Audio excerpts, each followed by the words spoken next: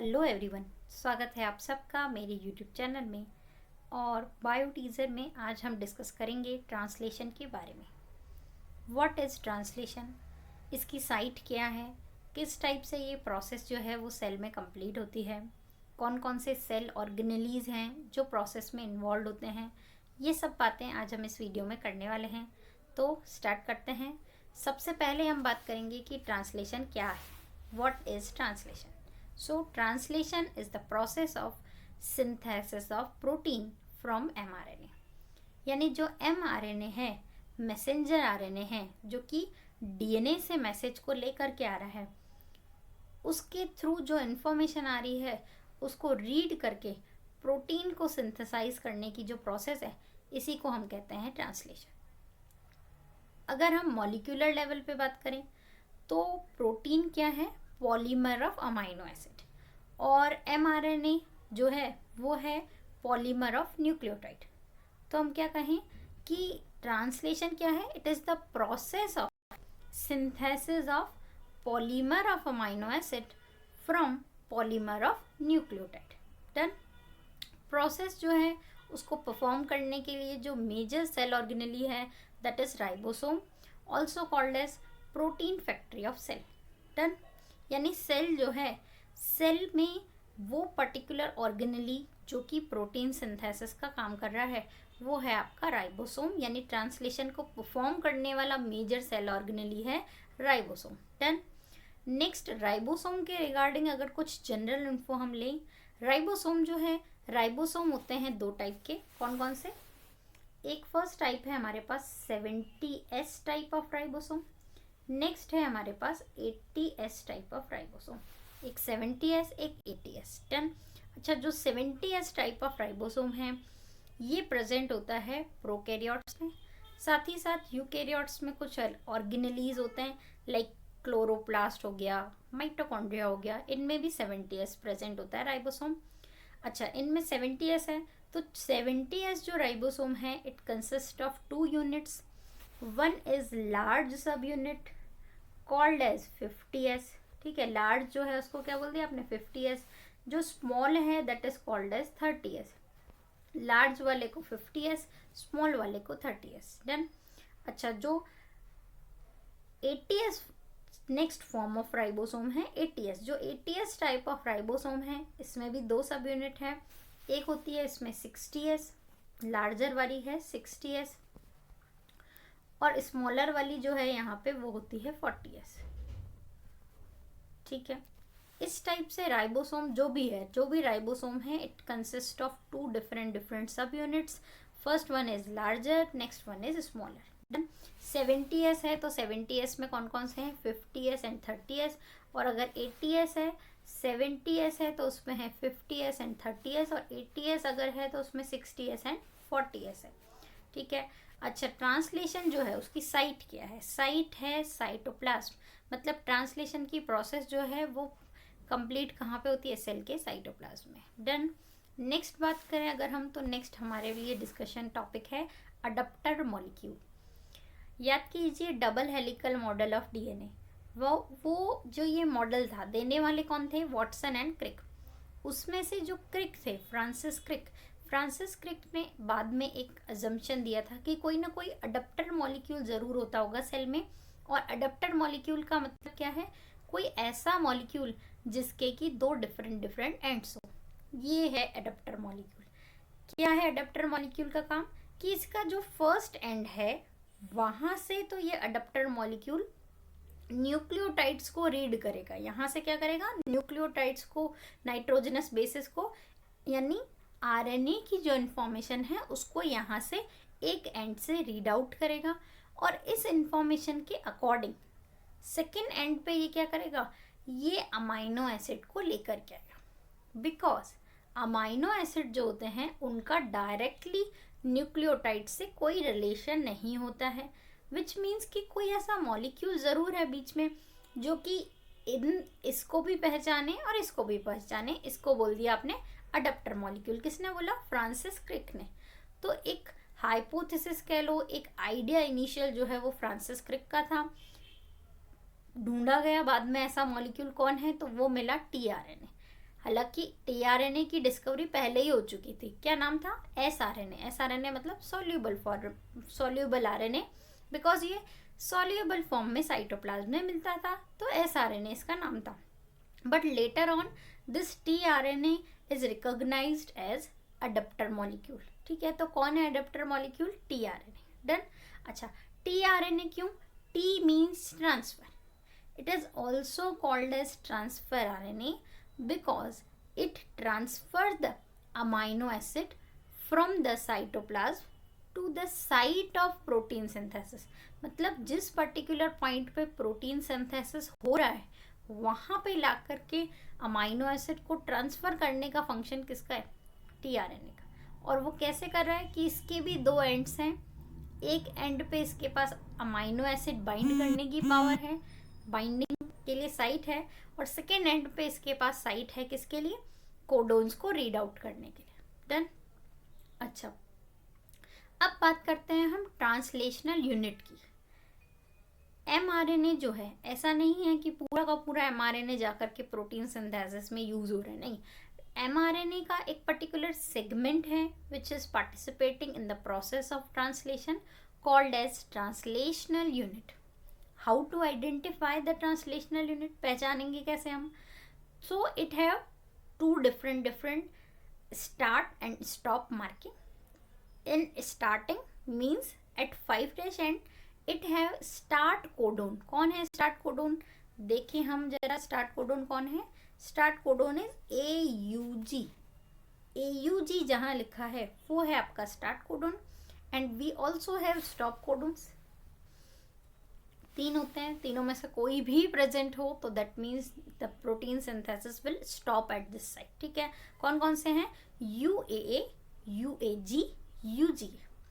याद करने के लिए हमने बनाया उल्लू आया, उल्लू आया गया, और उल्लू गया फिर आ गया। ठीक है, UAA, उल्लू को याद करना, उल्लू आया, UAA, उल्लू आया गया, UAG, और उल्लू गया फिर आ गया, UG। ठीक है, start and stop codon. Done. Start codon August, AUG। Done. ये थोड़ा सा ट्रिक हो गया।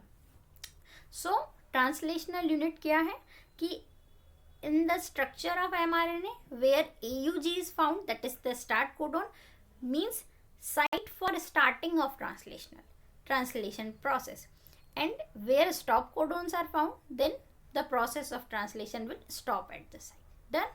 Next देखिए, next is UTR. UTR means untranslated regions. अभी कहा हमने that it is not essential that complete mRNA participate in the process. So the part of mRNA before the start codon and after the stop codon is called as UTR. ठीक है, वो untranslated हो गया because वो participate नहीं कर रहा। तो फिर अब लगेगा फिर होता ही क्यों है, काम का नहीं है तो क्यों रखे ना। That is not participating in the protein synthesis, but it is useful for regulation of translation. Process को रेगुलेट करने के लिए, उसको कंट्रोल करने के लिए चाहिए आपको यूटीआर। एक्स्ट्रा है पर यूज मतलब डायरेक्ट काम के नहीं है, इनडायरेक्टली ये यूजफुल होते हैं रेगुलेशन में, एफिशिएंसी इंक्रीज करने में यूज होते हैं। डन। अब स्टार्ट करते हैं हम प्रोसेस को, स्टेप्स की बात करते हैं। मेजर स्टेप्स अगर हम कहें तो वो हैं initiation, elongation and termination. But वो ऐसे डायरेक्ट स्टार्ट नहीं हो सकते। फर्स्ट फिर हम पहले टीआरएनए से स्टार्ट करते हैं। First initial most step of translation is charging of tRNA, also called as amino acylation of tRNA. ठीक है, चार्ज हो रहा है टीआरएनए, चार्ज हो रहा है, या और में समझे हम अमाइनो एसाइलेशन मतलब अमाइनो एसिड जो है वो आकर के बाइंड हो रहा है टीआरएनए से। That is the first step. Done. होगा क्या इसमें? जो टीआरएनए है वो जाकर के बाइंड, उससे आकर के टीआरएनए से आकर के बाइंड करेगा कौन? Amino acid. अब देखो बाइंडिंग की प्रोसेस है, मतलब बॉन्ड फॉर्मेशन है, बिना एनर्जी के नहीं हो सकता। एनर्जी आएगी, कौन है एनर्जी करेंसी सेल की? कौन है? एटीपी। तो एटीपी आ जाएगी। ठीक है, नेक्स्ट हम देख सकते हैं ये इक्वेशन को जरा अगर हम ध्यान से देखें, देखिए tRNA along with ATP, ATP join हुआ और साथ में आ गया अमाइनो एसिड। ठीक है, ये बाइंड हुआ, देखिए टीआरएनए और अमाइनो एसिड के बीच में एक बॉन्ड बन गया, एटीपी यहाँ एएमपी में कन्वर्ट होता है, एडिनोसिन मोनोफॉस्फेट बनता है यहाँ, है ना। मतलब कि यहाँ पे दोनों ही जो फॉस्फेट आयंस हैं वो दोनों ही यहाँ पे यूज होते हैं, तो एएमपी बनता है और टीआरएनए के साथ अमाइनो एसिड आकर के बाइंड हो जाता है। स्टेप क्लियर है आपको? डन। सेकेंड स्टेप पे चलते हैं, binding of mRNA with ribosome. ठीक है, अब एमआरएनए आपका रखा हुआ है, राइबोसोम से आके बाइंड करेगा। स्टार्टिंग में हमने एक पॉइंट कही थी, क्या थी वो पॉइंट, कि जो राइबोसोम है इट हैव 2 सब यूनिट्स। ठीक है, क्या होता है इनिशियल में जो एमआरएनए आपका सिंथेसाइज किया हुआ पड़ा है वो आकर के इनिशियली बाइंड करता है राइबोसोम की स्मॉल वाली यूनिट से, स्मॉल सब यूनिट से। ठीक है, अब क्या होगा, इनिशियली स्मॉल सब यूनिट से आकर के एमआरएनए जो है वो बाइंड करता है और देन फिर जो लार्ज सब यूनिट है वो ऊपर से आके अटैच हो जाती है और पूरा ये एक ट्रांसलेशन का कॉम्प्लेक्स फॉर्म हो जाता है। ठीक है, अच्छा राइबोसोम की जो 2 यूनिट्स हैं, कौन कौन सी, स्मॉल वाली सब unit and larger sub unit, वो ऐसे ही बाइंड नहीं होती। उनकी बाइंडिंग के लिए आपको रिक्वायर्ड है, क्या रिक्वायर्ड है, रिक्वायरमेंट है मैग्नीशियम आयन की, Mg2+ की एक स्पेसिफिक कंसंट्रेशन की। अगर वो कंसंट्रेशन है तो ही वो बाइंड करेंगे। तो सेकेंड स्टेप पे, नेक्स्ट स्टेप पे क्या होता है, जो एमआरएनए है that binds with small sub unit of ribosome and then larger sub unit is also bind up with, then पूरा कॉम्प्लेक्स फॉर्म हो गया। नेक्स्ट थोड़ी सी बात करते हैं हम लार्जर सब यूनिट की। जो राइबोसोम की लार्जर सब यूनिट है it consist of 2 different sites. कौन कौन सी हैं, एक है ए साइट, एक है P site, A and P. Done. A site क्या है, A site is the amino acid binding site and P site is the peptidyl site. एक साइट ऐसी है, ए साइट की बात करते हैं, एक साइट ए साइट जो है that is the site where initially the amino acid comes to bind the another one, मतलब comes to bind with the tRNA to form protein. And P site, P for peptide, P site और peptidal site is found for the formation of peptide bond. भाई protein synthesis होना है, protein क्या है, polypeptide होता है, मतलब peptide bond बनने हैं बहुत सारे, तो जिस साइट पे पेप्टाइड बॉन्ड सिंथेसाइज होगा that is called as P site. ठीक है, तो पी साइट पे पेप्टाइड बॉन्ड बनेंगे और ए साइट से next to next amino acid वहां से अंदर एंटर होते जाएंगे राइबोसोम की लार्जर वाली सब यूनिट में। डन। एक एंजाइम यहाँ और इन्वॉल्व है, उसकी भी बात करते हैं। कुछ ऐसे टूल्स हैं जो रिक्वायर्ड है, नाम सिर्फ हम देखेंगे यहाँ पे, काम देखते हैं आगे। एक एंजाइम है, एंजाइम का नाम है टीआरएनए सिंथेटेज। क्या नाम है, टीआरएनए सिंथेटेज। ये इकलौता एंजाइम है जो डायरेक्टली यहाँ इन्वॉल्व है, टीआरएनए सिंथेटेज एंजाइम। प्लस अब और क्या चाहिए, इनिशिएशन फैक्टर्स चाहिए होते हैं, रिलीज फैक्टर चाहिए होता है और साथ में चाहिए एनर्जी करेंसी, जो कि कुछ जगह पे एटीपी यूज होगा और कहीं पे जीटीपी भी फिर यूज हो सकता है। ठीक है, नेक्स्ट देखें हम प्रोसेस को। प्रोसेस स्टार्ट करी जाए, अब ये प्रॉपर यहाँ से स्टार्ट होती है, that is initiation, elongation and termination. Done. Initiation की बात करते हैं। इनिशिएशन यानी स्टार्ट कैसे हुई चेन, तो सबसे पहले इनिशिएट करने का काम किसका, जैसे ही स्टार्ट कोडोन आएगा यानी AUG आएगा, वहां से प्रोसेस स्टार्ट हो जाएगी। टीआरएनए आकर के पहले पहले बाइंड हो जाएगा। ठीक है, वो कहाँ पे, स्टार्ट कोडोन का कहाँ पे आके बाइंड होगा, स्टार्ट कोडोन का आके बाइंड होगा पी साइट पे। पहला फर्स्ट जो टीआरएनए होता है जो कि स्पेसिफिक होता है हमेशा स्टार्ट कोडोन के लिए, वो आकर के बाइंड होता है कहाँ पे, पी साइट पे। ये देखिए स्टार्ट कोडोन जो AUG है उसका जो स्पेसिफिक टीआरएनए है वो आकर के बाइंड होता है कहाँ पे, पी साइट पे। और जो नेक्स्ट कोडोन है जो भी है उसके लिए आकर के बाइंड होता है टीआरएनए कहाँ पे, ए साइट पे। ठीक है, अब क्या होगा, ये 2 टीआरएनए हो गए, फर्स्ट टीआरएनए सेकेंड टीआरएनए। दोनों टीआरएनए के पास क्या है, इनके पास अपना अपना अमाइनो एसिड है, दोनों ही चार्ज्ड है। जब 2 चार्ज्ड टीआरएनए एक दूसरे के कांटेक्ट में आते हैं तो क्या होगा, इसके पास भी अमाइनो एसिड है, इसके पास भी अमाइनो एसिड है, तो वो दोनों अमाइनो एसिड आपस में बॉन्डिंग कर लेते हैं। ठीक है, दोनों सेम कैटेगरी के हैं, अमाइनो एसिड। ये तो टीआरएनए के साथ अभी बाइंड है। बट जैसे ये दूसरे अमाइनो एसिड को अपने नियर बाय देखते हैं, यानी दो चार्ज्ड टीआरएनए जब एक दूसरे के कांटेक्ट में आते हैं तो इनके पास जो अपने अपने अमाइनो एसिड है वो आपस में फॉर्म करते हैं बॉन्ड। कौन सा? पेप्टाइड बॉन्ड, ऑब्वियसली पॉइंट है। तो ये पेप्टाइड बॉन्ड फॉर्म कर लेते हैं और इस टाइप से ये प्रोसेस जो है वो इनिशिएट होती है। ऑब्वियसली पॉइंट है, इनिशिएशन फैक्टर्स की हमने बात की, वो भी इसी स्टेप में चाहिए होंगे। इनिशिएशन फैक्टर्स आते हैं, दो चार्ज टीआरएनए कांटेक्ट में आते हैं तो फिर वो पेप्टाइड बॉन्ड का सिंथेसिस करते हैं। इस टाइप से इनिशिएट होती है प्रोसेस। एलोंगेशन में कुछ नहीं है, नेक्स्ट टू नेक्स्ट फिर अब फर्दर चार्ज्ड टीआरएनए जो हैं वो ए साइट से आते जाएंगे, पी साइट पे पेप्टाइड बॉन्ड बनेगा और डिस्चार्ज होके वो राइबोसोम की लार्ज यूनिट से, लार्ज सब यूनिट से बाहर जाते जाएंगे। ठीक है, एक डायग्रामेटिक फॉर्म में इसी चीज को हम देखें, कुछ ऐसे दिखेगी। अब देखिए ध्यान से, यहाँ जो ये फर्स्ट मार्क देखिए, पहले तो आप राइबोसोम की यूनिट्स देखिए, ये है लार्ज वाली सब यूनिट, ठीक है, और ये है आपकी स्मॉल वाली सब यूनिट, ठीक है। एमआरएनए दिख रहा है आपको, ठीक है। अच्छा देखिए क्या हुआ एमआरएनए पे, जहाँ पे ये एयूजी है, एयूजी है मतलब स्टार्ट कोडोन है, उस पर्टिकुलर पॉइंट पे सबसे पहले आकर आया होगा टीआरएनए, ठीक है। ये टीआरएनए देखो डिस्चार्ज होके वापस जा रहा है, ये रहा, ठीक है। अच्छा सेकेंड वाले को रीड करने के लिए फिर एक और टीआरएनए आ गया, तो ये जो फर्स्ट लेबल किया है हमने, ये फर्स्ट कौन है? ये है पी साइट, ठीक है।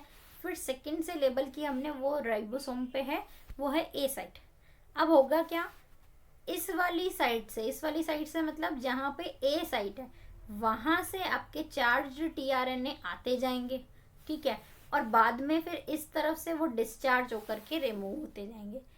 इस तरीके से ये ट्रांसलेशन की प्रोसेस जो है वो चलती रहती है।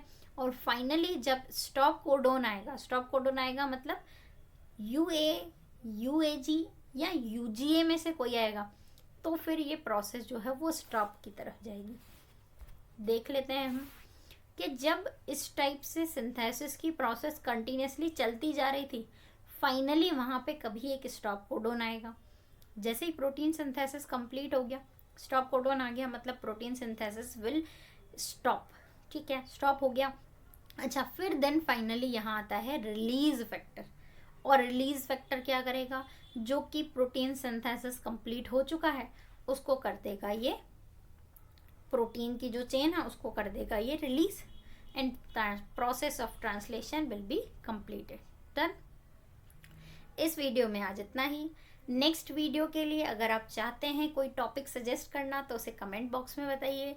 वीडियो कैसा लगा वो ज़रूर बताइए, लाइक कीजिए, शेयर कीजिए, सब्सक्राइब कीजिए।